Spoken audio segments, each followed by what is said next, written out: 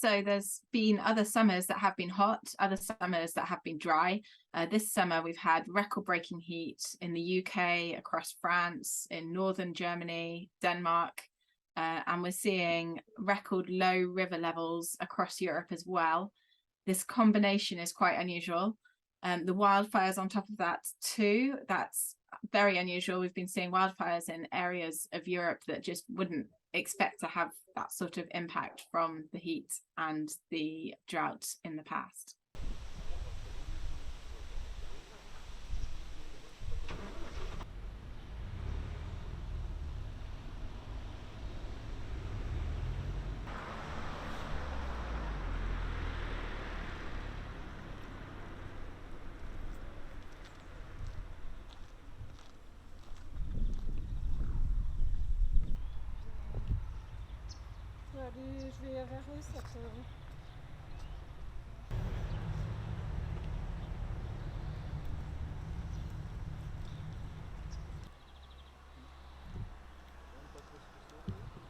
We can get heat waves in winter as well. It can be hotter than the usual expected temperature for winter. And although that won't have the same impacts on human health, it will have large impacts on ecosystems and particularly on agriculture. So this year it was very hot in April across a lot of Europe, and that will have led to changes in the growing seasons there. Maybe things will have started growing sooner, which is great, but also some things won't have grown as they're supposed to. It will have impacted livestock. Things like sheep will have got hotter because they still have their fleeces that time of year.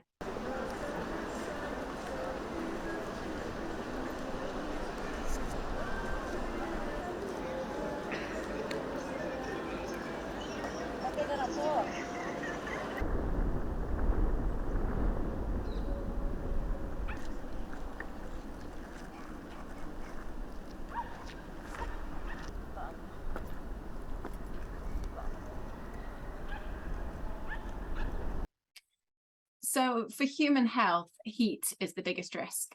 When we have these heat waves, we get pretty large numbers of deaths, unfortunately.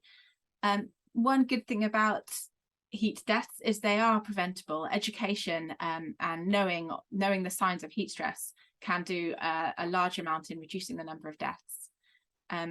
For droughts, the deaths are less obvious, less instant, so we're not seeing such a big impact on human health from them in the current climate.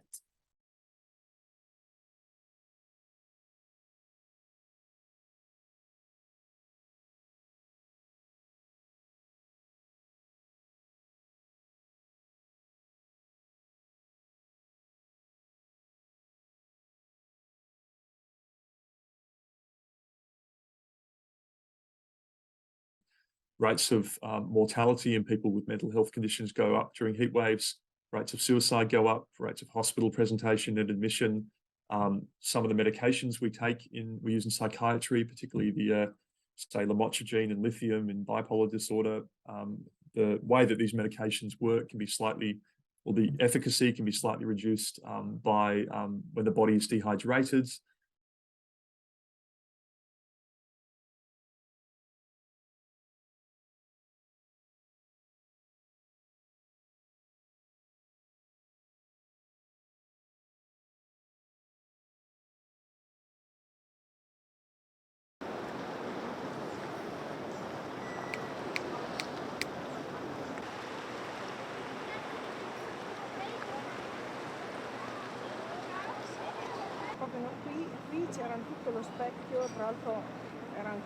Necessity is the mother of all innovation. When we actually have to do things, our history as a species shows us that we're actually very, very good at doing this. And I truly call on politicians around the world to look at this, the last couple of months and the severity of these weather events and the impacts that they're having on people. It's time to get moving. It's seriously time to get moving. We've got to get ourselves into gear. We've got to get ready. We've got to be proactive rather than reactive. The next time this comes around in this country, in the United Kingdom, it's not good enough to say, well, we're still not ready for it.